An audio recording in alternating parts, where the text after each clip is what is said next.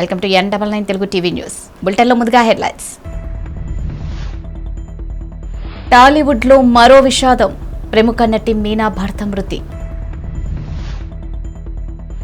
జనసేన కొత్త కార్యక్రమం జనవాణి, ప్రజల నుంచి స్వయంగా విజ్ఞప్తులు స్వీకరించనున్న పవన్ కళ్యాణ్.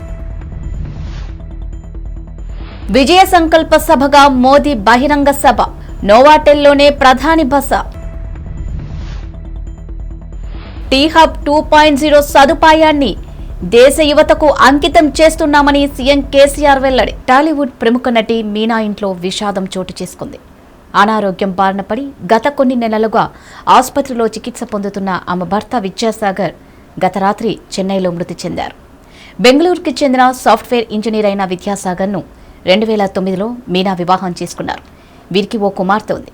జనవరిలో మీనా కుటుంబం కరోనా బారిన పడింది. ఆ తర్వాత వారు కోలుకున్నప్పటికీ విద్యాసాగర్ మాత్రం లివర్ ఇన్ఫెక్షన్కు గురయ్యారు. అది మరింత తీవ్రం కావడంతో చెన్నైలోని ఆసుపత్రిలో చేర్చారు.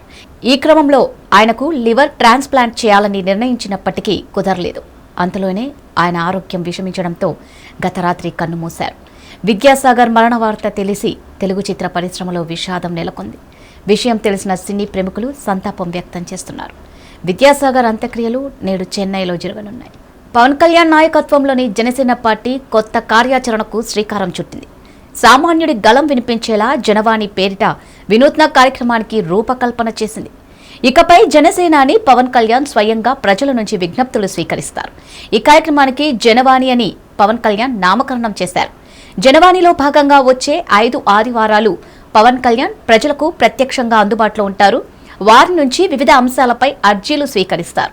జూలై 3న విజయవాడలోని మాకినేని బసపువన్నయ్య ఆడిటోరియంలో తొలి విడత జనవాణి నిర్వహిస్తారు.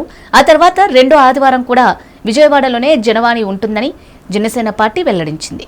ఆపై ఉత్తరాంధ్ర, రాయలసీమ, ఉభయ గోదావరి ప్రాంతాల్లో జనవాణి ఉంటుంది. ఇక జూలై 3న సాయంత్రం పరేడ్ గ్రౌండ్స్ లో జరగనున్న ప్రధాని మోదీ బహిరంగ సభకు విజయ సంకల్ప సభగా నామకరణం చేసినట్టు బీజేపీ వర్గాలు వెల్లడించాయి.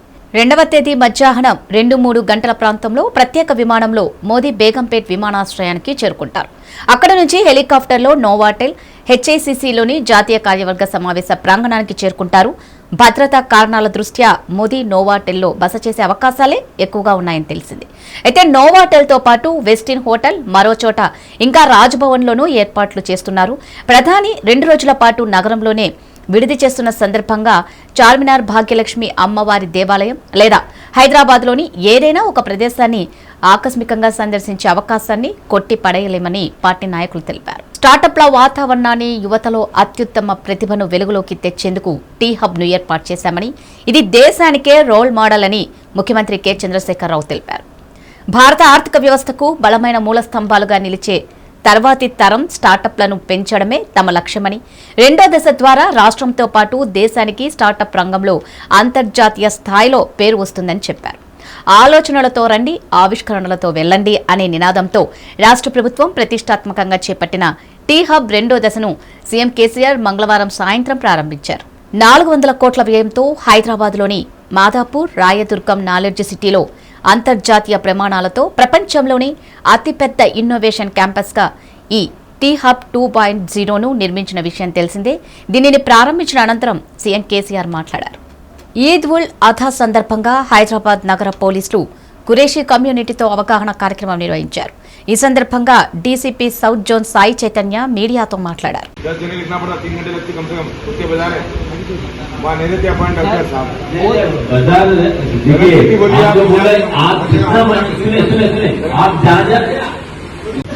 पब्लिसिटी रास्ता बताने के वास्ते, वो अवेलेबल रखने के वास्ते हम इंफॉर्मेशन भी भेज देंगे. हाँ, और एक है स्पेसिफिक बोली, अगर ये साहब बोल रहे हैं वेटरनरी डिपार्टमेंट, मेरे भी मालूम है, मैं भी गांव से आया हूँ.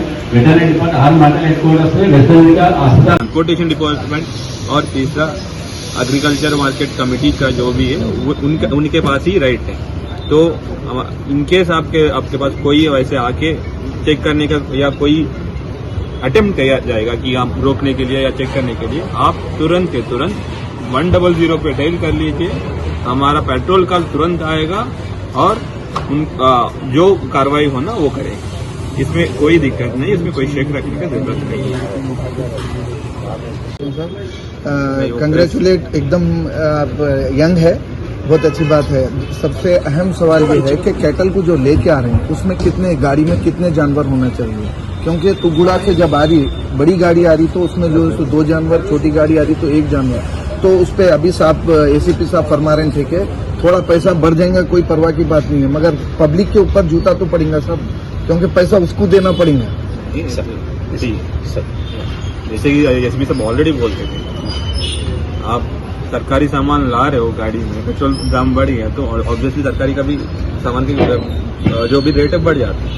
जैसे ही हम लोग रूल के हिसाब से जाएंगे तो उसी के हिसाब से जो भी है, कोई भी लॉस पे काम नहीं करेंगे, ना आप करेंगे ना हम करेंगे ना कोई पब्लिक को खाना तो पड़ेगा ना साहब,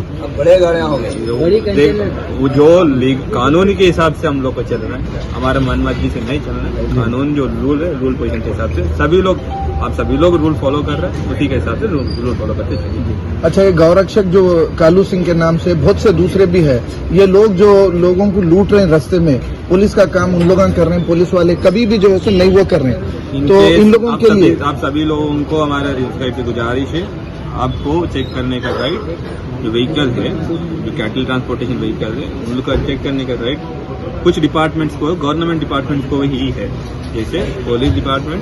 दूसरा, ड्राइवर का फोन खींच लिया जाता है, तो बिल्कुल वही चीज आपको समझा रहे हैं, तुरंत आपको कोई भी डाउट है तुरंत नियरेस्ट आप 100 डायल कर दीजिए, और जो भी आपके आप बोल रहे हैं कि फोन खींच रहे या कुछ खींच रहे, उनके ऊपर उनका भी कार्रवाई, जो जबरदस्ती किसी का हाथ से फोन छीनना भी क्राइम है, उनका भी वो केस लगाया जाएगा और उनके हिसाब कानून के हिसाब से उनके ऊपर कार्रवाई किया जाएगा। उसमें कोई आउटस्कर्ट्स में कितने चेक पोस्ट लगाए हैं?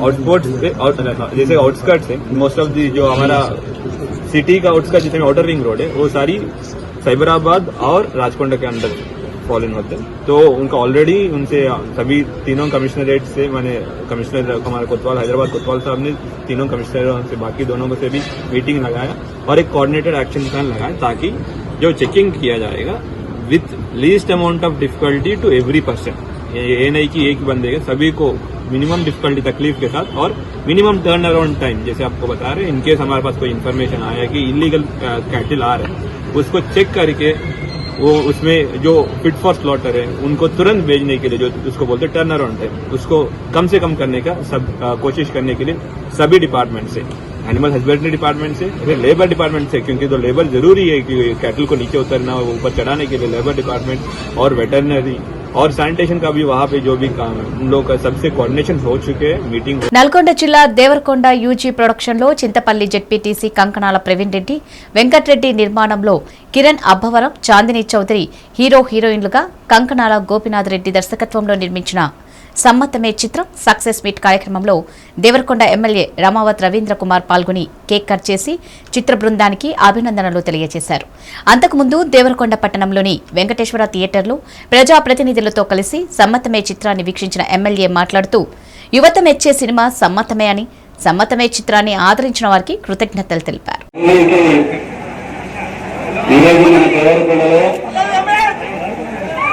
దేవరకొండ ప్రజానీకం అంతా కూడా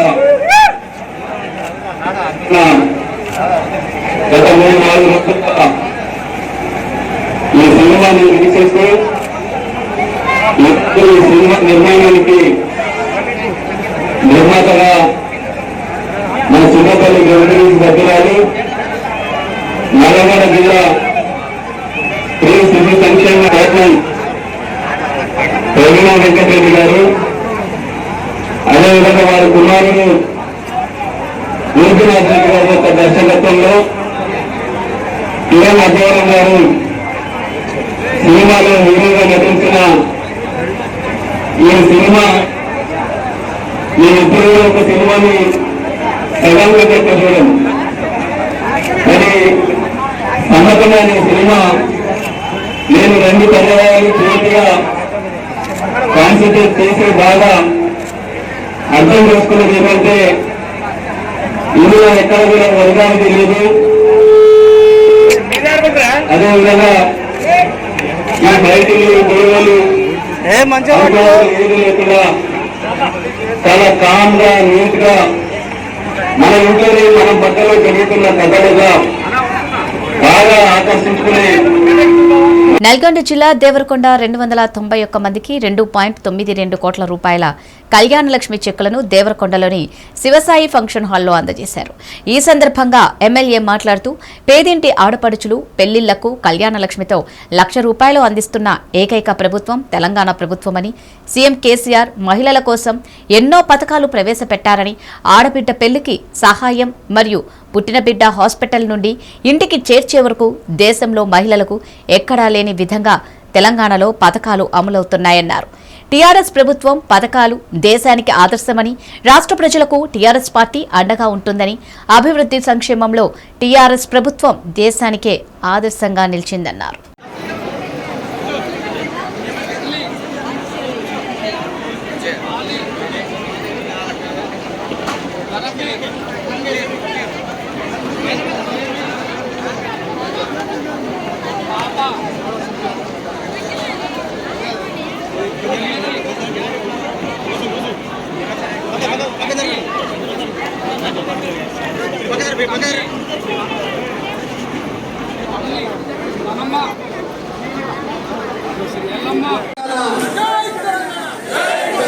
వర్ధిల్లాలే కేసీఆర్ గారి నాయకత్వం, వర్ధిల్లాలే కేసీఆర్ గారి నాయకత్వం, వర్ధిల్లాలే కేసీఆర్ గారి నాయకత్వం, వర్ధిల్లాలే రవీంద్ర కుమార్ గారి నాయకత్వం, వర్ధిల్లాలే రవీంద్ర కుమార్ గారి నాయకత్వం, వర్ధిల్లాలే రవీంద్ర కుమార్ గారి నాయకత్వం.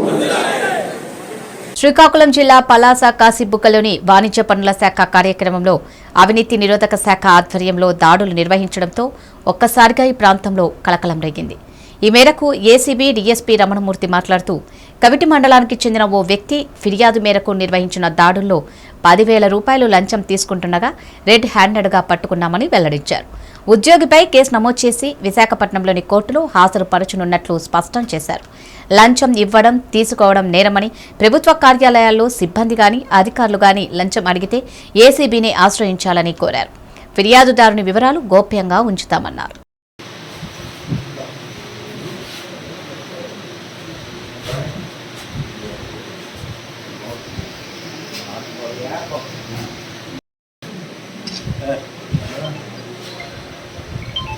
ఒక్క నిమిషం మనకి కొంచెం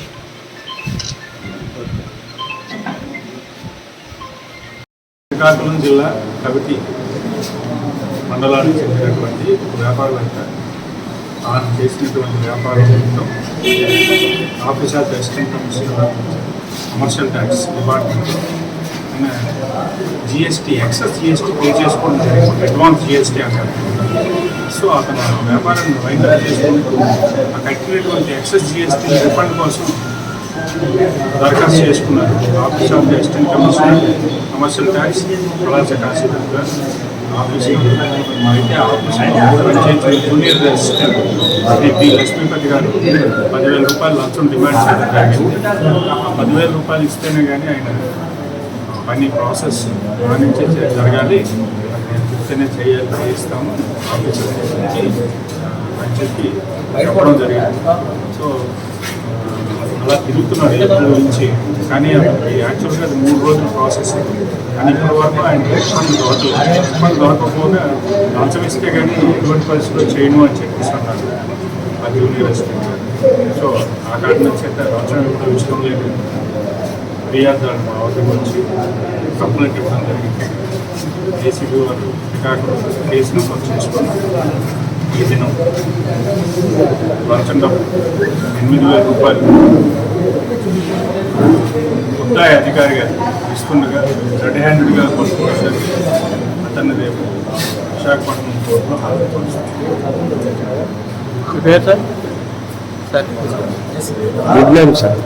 నా పేరు ఏసీబీ డీఎస్పీ రమణమూర్తి, శ్రీకాకుళం.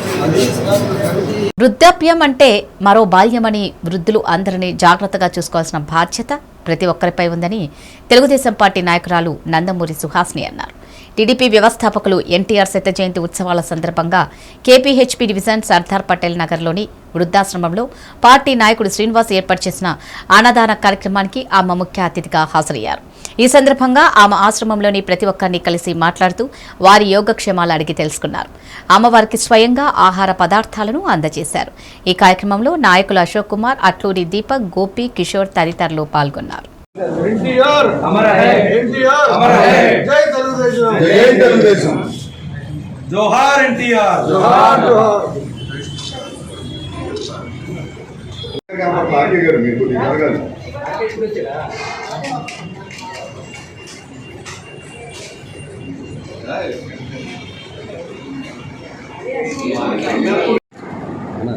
అది ఎవరి నుంచి ఫుడ్ తీసాను వీళ్ళందరూ కూడా పడతారు కదా.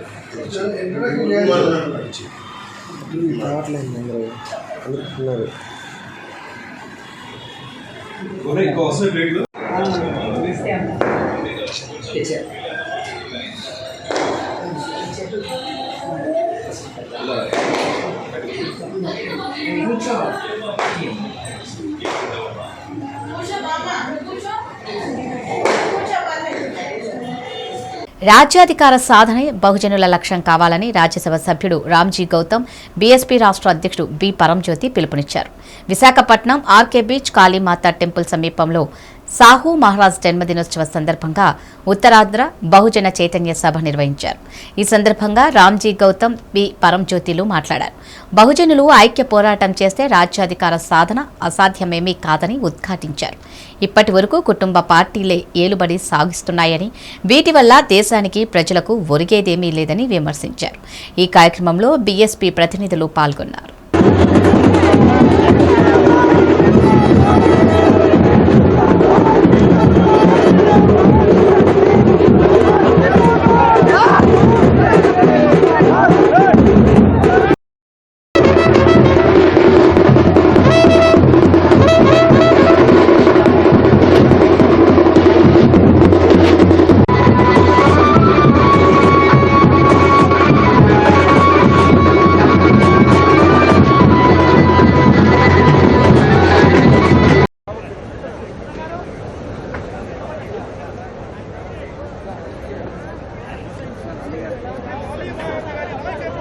The Visakhapatnam cooperative bank Visakha నగరంలో కార్యకలాపాలను ప్రారంభించి 106 సంవత్సరాలు పూర్తి చేసుకున్న సందర్భంగా cooperative bank board of directors సమావేశం నిర్వహించారు.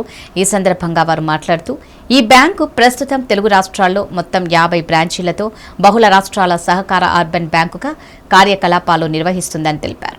సమావేశంలో cooperative bank chairman Manam Anjaneyulu, chairman Chalasani Raghavendrarao, senior vice chairman Gudivada Bhaskarrao, డైరెక్టర్లు జోసెఫ్ స్టాలిన్, కాకి భవానీ, జానకి రామచంద్రరాజ్, ఉప్పలపాటి పార్వతీదేవి తదితరులు పాల్గొన్నారు. ఈ ఏడాది 50 బ్రాంచీల్లోనూ ఆ బ్రాంచీల వారీగా సభ్యుల యొక్క మహాసభలు జరిపి 107వ వార్షిక సర్వసభ్య సమావేశాన్ని మొన్న ఆదివారం నాడు కూడా పూర్తి చేశాం.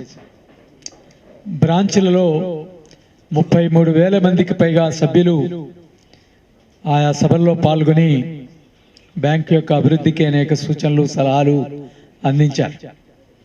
అన్ని పరిశీలనలో ఉన్నాయి. అట్లాగే ఈ ఏడాది గత సంవత్సరం లాగానే 10% డివిడెండ్ రూపంలో సభ్యుల యొక్క షేర్ ధనానికి డివిడెండ్ని మహాజన్ సభ ప్రకటించింది. ప్రకటించిన వెంటనే అదే రోజు ఆదివారం రాత్రికే మెజారిటీ సభ్యులకి దాదాపు 90,000 మంది అర్హత కలిగినటువంటి సభ్యులకి వారి షేర్ ధనం మీద 24,98,00,000 రూపాయలు డివిడెండ్ రూపంలో బ్యాంకు సభ్యులందరికీ కూడా అందజేయటం జరిగింది. సరే, గత 5 సంవత్సరాలుగా రిజర్వ్ బ్యాంకు నూతన బ్రాంచీల్ని ప్రారంభించడానికి ఏ రకమైనటువంటి అనుమతులు ఇవ్వటం లేదు అర్బన్ బ్యాంకులకు సంబంధించినంత వరకు. సరే, ఈ సంవత్సరం ఇస్తామని ప్రకటించారు. దాన్ని బహుశా వారు గనక ఆమోదిస్తే మరొక 6 బ్రాంచీల్ని ఏడాది ప్రారంభించాలని పాలకవర్గం అభిలషిస్తా ఉంది. అట్లాగే మన రాష్ట్ర తిరుమలలో భక్తుల రద్దీ తగ్గింది. నిన్న స్వామివారిని దర్శించుకున్న భక్తుల సంఖ్య 77,154 మంది. స్వామివారికి తలనీలాలు సమర్పించిన భక్తుల సంఖ్య 30,182 మంది. నిన్న స్వామివారి హుండీ ఆదాయం 4.62 కోట్లు. సర్వదర్శనానికి 12 కంపార్ట్మెంట్లో భక్తులు వేచి ఉన్నారు. మడకశిర నగర పంచాయతీ పరిధిలో 6 సచివాలయ పరిధిలో గల సచివాలయ ఉద్యోగులకు ముఖ్యమంత్రి వైఎస్ జగన్మోహన్ రెడ్డి ప్రొహిబిషన్ ప్రకటించినందుకు గాను సచివాలయ ఉద్యోగులు థ్యాంక్ యూ సీఎం కార్యక్రమాన్ని నిర్వహించారు. ఈ కార్యక్రమంలో భాగంగా ముఖ్యమంత్రి వైఎస్ జగన్మోహన్ రెడ్డి చిత్రపటానికి పాలాభిషేకం చేశారు. అలాగే కేక్ కట్ చేశారు. ఈ కార్యక్రమంలో మున్సిపల్ కమిషనర్, మున్సిపల్ చైర్పర్సన్ తనయుడు జయరాజ్, వైస్ చైర్మన్లు, వార్డు కౌన్సిలర్లు, కోఆప్షన్ మెంబర్లు, స్టోర్ డీలర్లు, మున్సిపల్ సిబ్బంది, సచివాలయ సిబ్బంది పాల్గొన్నారు.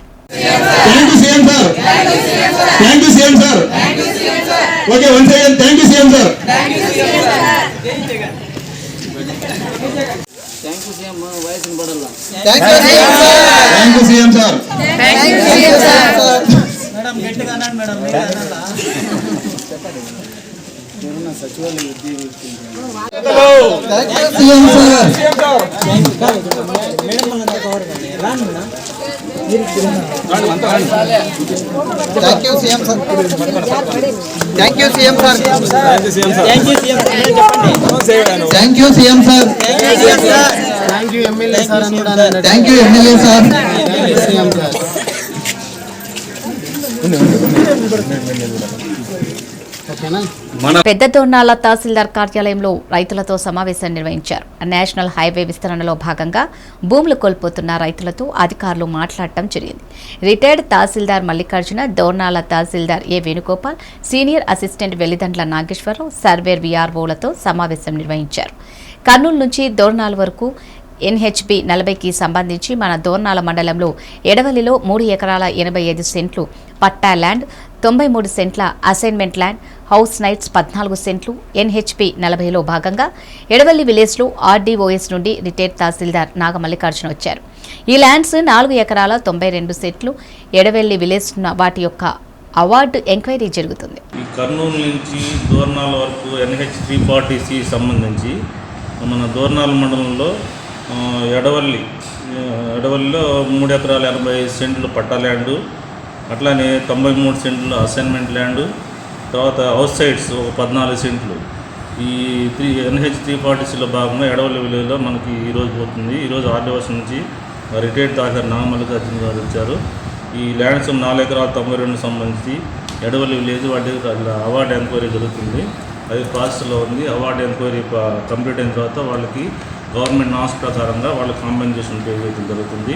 ఇది ఫస్ట్ గెజిట్, సెకండ్ గెజిట్ కూడా పబ్లిష్ అవుతుంది. దాని ఎంత ఎక్స్టెండ్ పోయే తర్వాత తెలియపరుస్తాం. అట్లానే అయిన ముక్కల్లో కూడా మన పట్టా ల్యాండ్ 23 సెంట్లు మాత్రమే పోతుంది. అది కూడా ఈరోజు అవార్డు ఎంక్వైరీ జరుగుతుంది. దానికి కూడా ఇట్లా మన నామ్స్ ప్రకారంగా వాళ్ళకి కలెక్టర్ గారు అవార్డు అప్రూవల్ చేసిన తర్వాత వాళ్ళకి కాంపెన్సేషన్ ఇవ్వడం జరుగుతుంది. నంద్యాల జిల్లా దోనిపాడు మండలం గుండుపాపల గ్రామంలో గడప గడపకు మన ప్రభుత్వం కార్యక్రమంలో ఎమ్మెల్యే గంగుల బిజేంద్రారెడ్డి పాల్గొన్నారు. ఈ సందర్భంగా ప్రభుత్వం నుండి ప్రజలకు అందిన సంక్షేమ ఫలాలను ఎమ్మెల్యే గంగుల వివరించారు. ఈ కార్యక్రమంలో వైఎస్ఆర్సీపీ నాయకులు, కార్యకర్తలు, అభిమానులు పాల్గొన్నారు.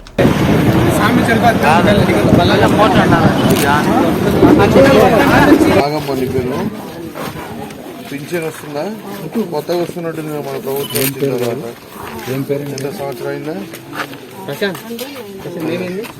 రైతు భరోసా 36,000, పెన్షన్ 30,000, ఆసరా అంటే పొదుపుది 12,000, సున్నా వడ్డీ 4,000, మొత్తం 84,000 వచ్చిందమ్మా మన ప్రభుత్వం వచ్చినప్పటి నుంచి. వచ్చినాయి కదా అన్నీ, బాగున్నావు కదా. పాస్బుక్ 5,000 అవుతుంది. జగన్ అమ్మఒడి, ఆసరా, సున్నా వడ్డీ, రైతు భరోసా వచ్చినాయని. బాగున్నావు.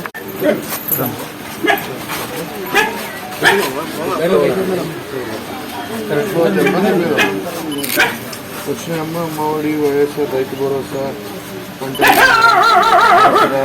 సున్నా వడ్డీ అని వచ్చాయమ్మా. మొత్తం మన ప్రభుత్వం వచ్చినప్పుడు 95,000 వచ్చినాయమ్మా. అమ్మఒడి వస్తుంది.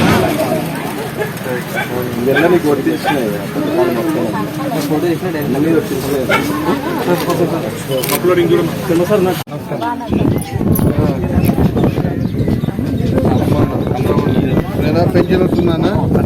రైతు భరోసా వచ్చిందా? పెన్షన్ టయానికి ఇంటికి తెచ్చి ఇస్తున్నారా? బాగున్నావు కదా. మన ప్రభుత్వం వచ్చినాక 1,05,000 వచ్చింది నీకు ఈ 3 ఏళ్లలో వచ్చింది కదా.